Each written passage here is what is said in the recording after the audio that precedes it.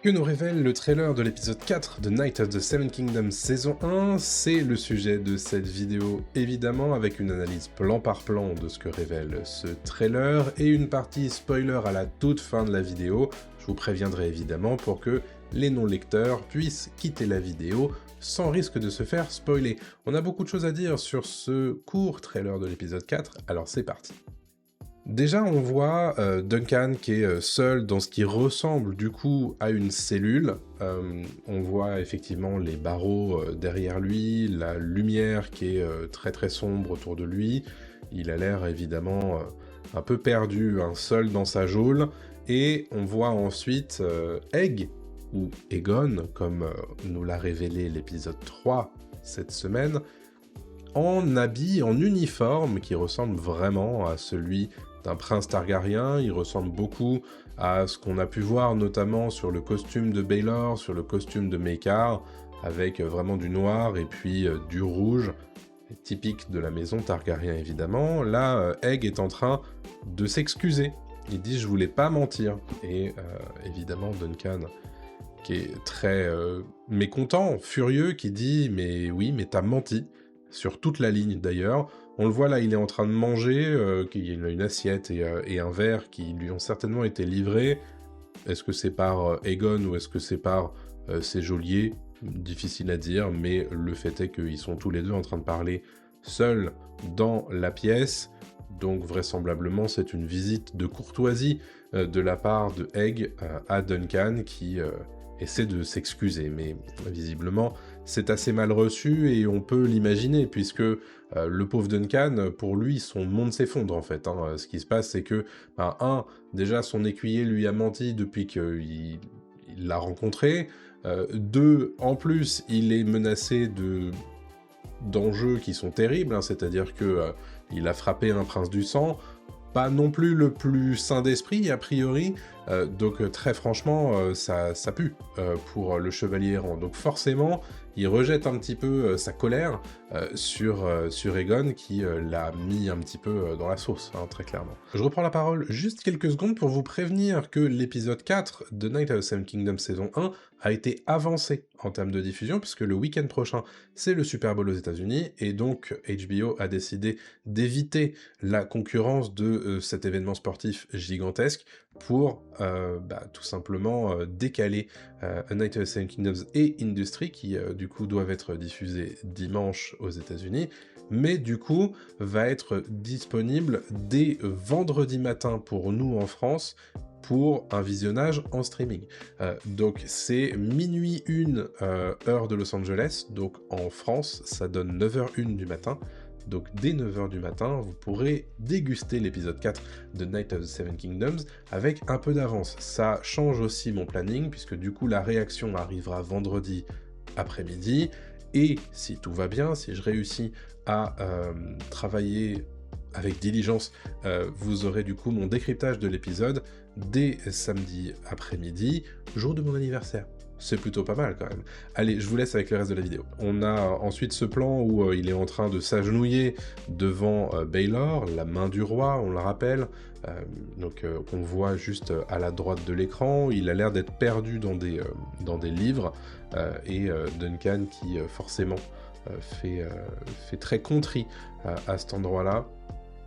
Je crois pas qu'on ait déjà vu cet endroit dans la série déjà, mais ça a l'air d'être les appartements de Baelor, ou du moins les appartements que le seigneur Sandreguet lui prête durant son séjour à Sandreguet. On reconnaît évidemment sur les carreaux des fenêtres le soleil qui fait partie du blason de la maison Sandreguet. Ici, du coup, on a Baelor qui explique la situation à Duncan, situation qui est pour le moins désespérée. On voit évidemment le regard très fermé, le visage très fermé de Duncan, avec derrière lui, au fond de l'écran, à l'arrière-plan, Egg qui écoute un petit peu ce qui est en train de se dire. Et Baelor lui dit « Tu as levé la main sur le sang du dragon », et évidemment ça c'est terrible, parce qu'il est coupable d'un crime qui est un crime de lèse-majesté, de trahison carrément. Il a tapé sur un membre de la famille royale, c'est pas rien du tout comme crime, et évidemment pour ça, Aerion demande justice, et il lui dit « Aerion veut ta tête ». Donc Aerion est très mécontent, comme on le voit ici, il a tout simplement envie de faire exécuter Duncan pour son crime. Donc on le rappelle, il l'a frappé au visage plusieurs fois, mais il lui a aussi donné un coup de pied. Donc tout ça, c'est évidemment assez marquant et assez fort hein, comme geste, bien entendu.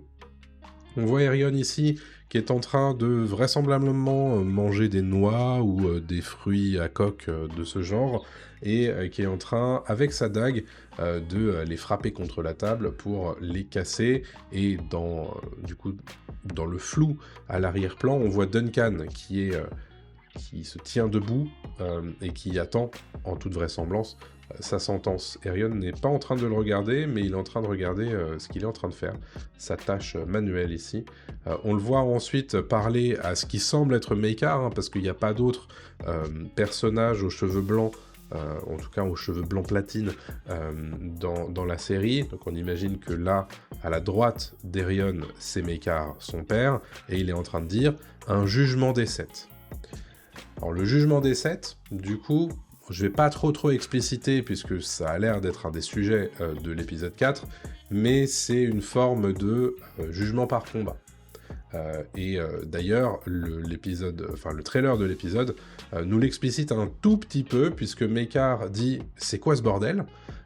dans la plus pure tradition de Maekar, et ensuite Baylor va expliciter. Vous voyez ici, sur le plan à gauche, le seigneur Sandreguet.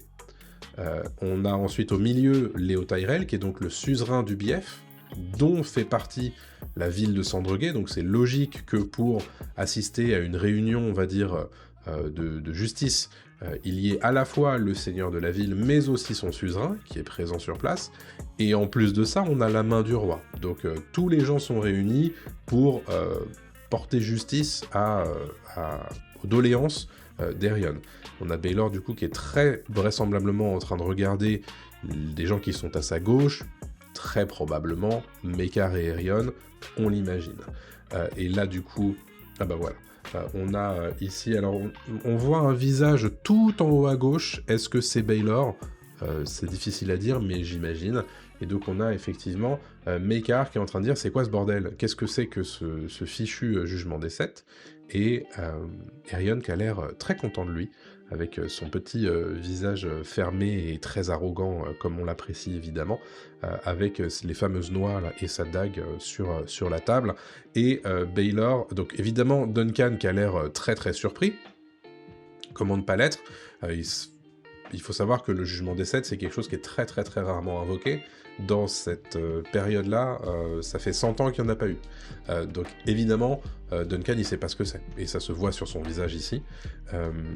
Et donc Baylor est explicite justement, il vous faut trouver 6 autres chevaliers pour combattre avec vous. Et donc évidemment, on imagine que ça va être un petit peu la quête de cet épisode 4.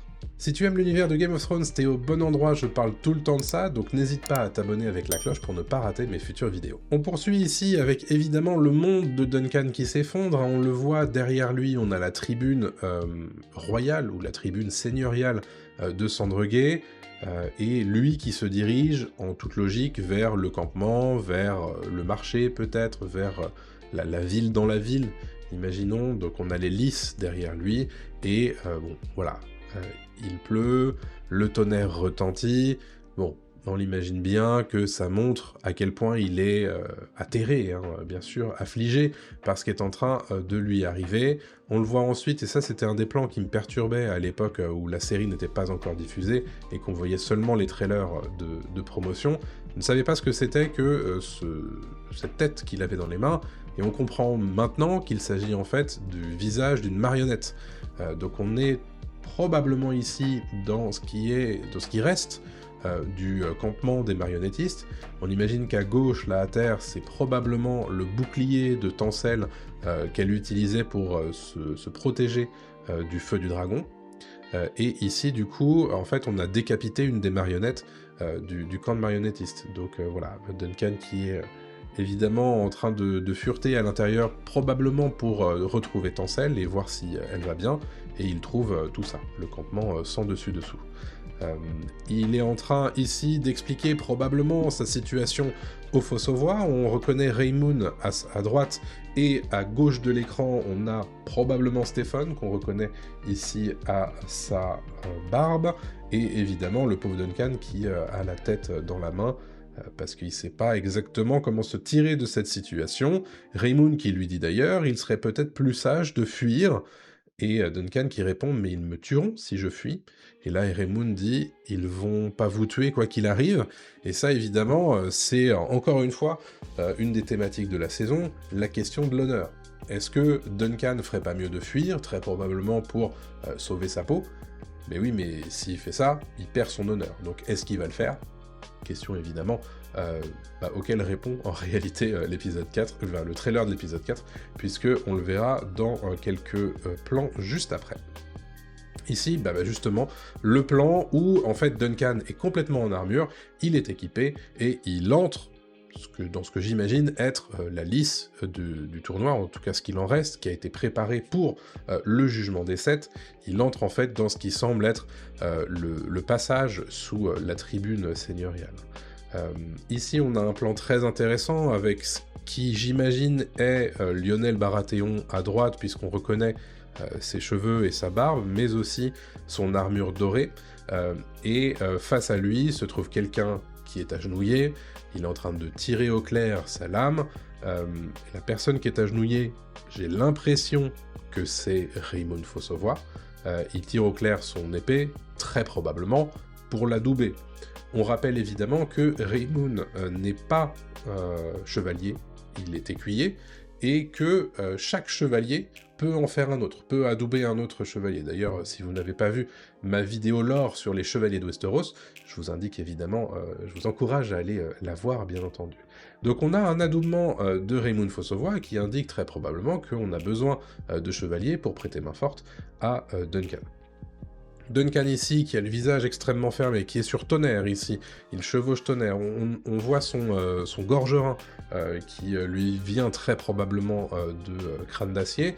Derrière lui, il y a un cavalier que je n'arrive pas à identifier, donc on verra bien de qui il s'agit, mais voilà.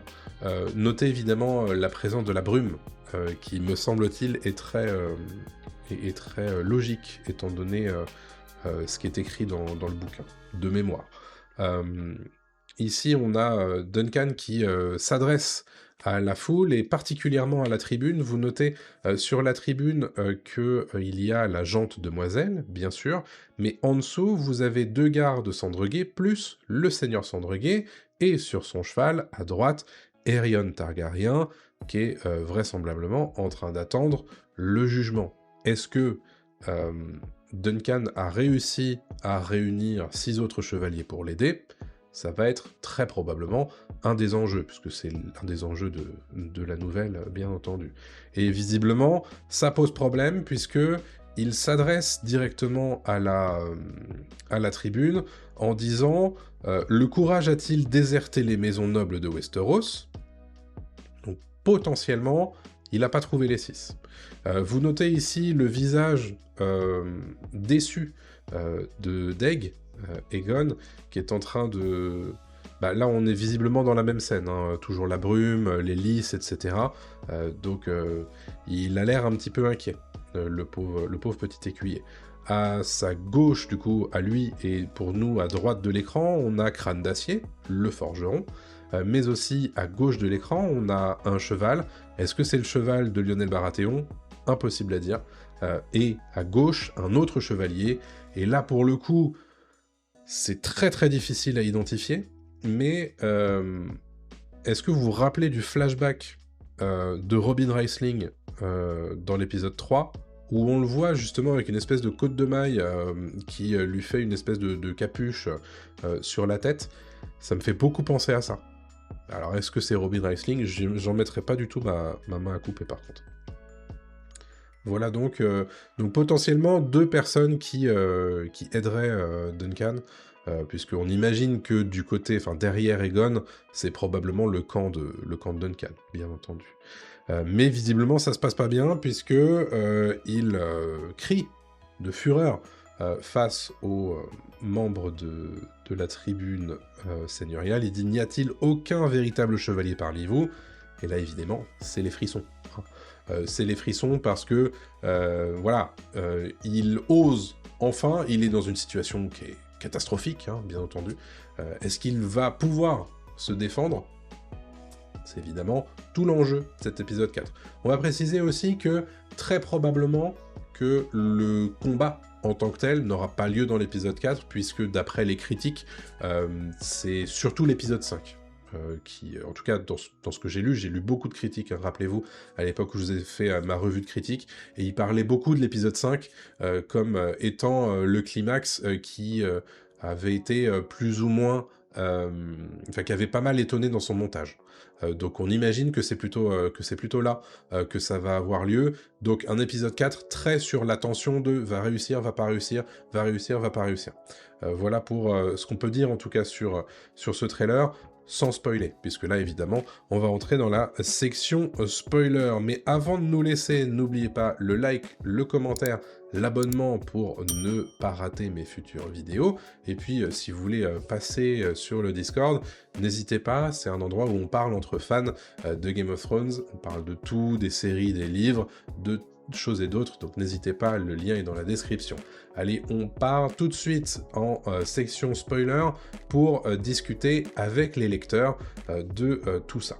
Bon, alors qu'est-ce qui se passe ici? On a effectivement un Duncan qui est dans la sauce, hein, puisque en toute vraisemblance, il n'a pas trouvé les 6 autres chevaliers. En tout cas, c'est ce que nous enseigne la nouvelle. Et donc là, évidemment, Duncan qui joue son va-tout, qui tente de mobiliser une ou plusieurs personnes dans la tribune seigneuriale. Et est-ce qu'il va avoir gain de cause? Difficile à dire. Egg qui est de son côté, et donc bon, moi mon call c'est que c'est le cheval de Lionel Baratheon et qu'on a Robin Wright à ce côté-là, puisque ce sont 2 personnages qui sont confirmés dans la nouvelle comme étant des combattants du côté de Duncan, ça c'est certain, et la scène évidemment de l'adoubement de Raymond Fossavoy par Lionel Baratheon. Donc on a 1, 2, 3, 4 champions qui sont déjà confirmés dans ce trailer, 5 du coup avec Duncan, il manque 6 et 7. Donc ça, du coup, pour le coup, difficile de savoir, difficile de savoir qui reste, si, on le sait, puisque on a lu la nouvelle. Mais ce personnage-là qui est derrière Duncan, ici, est-ce que ce serait pas, justement, un autre des champions qui nous manque? Ce serait plutôt logique. Donc je disais Raisling, Duncan, Baratheon, Raymond, ça fait 4. Donc lui ce serait Humphrey des Essaims. Ce serait Humphrey des Essaims. Il nous manque encore Humphrey Harding et évidemment le reveal qui va très probablement arriver en cliffhanger, j'imagine, de qui se joint à la bataille pour permettre à Duncan de défendre le juste. Est-ce que j'ai d'autres choses à noter sur le trailer? Évidemment, Stephen Fossavoy, hein, on se sait. Ce sera pas surprenant pour les gens qui auront écouté mes décryptages et pour les gens qui auront lu la nouvelle, mais on imagine bien que le reveal de l'allégeance de Stephen Fossavoy va faire beaucoup de réactions cette semaine. Donc voilà, grand plaisir de découvrir ça cette semaine avec vous, puisqu'on le rappelle, l'épisode 4 de Night of the Seven Kingdoms est diffusé en avance, vendredi prochain à 9h, heure française. Donc grand plaisir évidemment de découvrir tout ça. Est-ce que vous avez d'autres théories? Est-ce que j'ai raté des trucs dans l'analyse de ce trailer? Dites-moi ça évidemment dans les commentaires, et évidemment si il y a des choses qui sont de l'ordre du spoiler, n'hésitez pas à indiquer spoiler au tout début de votre commentaire pour que les néophytes et les non-lecteurs ne soient pas spoilés par votre commentaire. Je vous laisse avec une nouvelle vidéo juste ici pour poursuivre votre lecture avec moi, restez dans le thème de Westeros, et puis on se donne rendez-vous dès vendredi pour ma réaction à l'épisode 4. Salut tout le monde.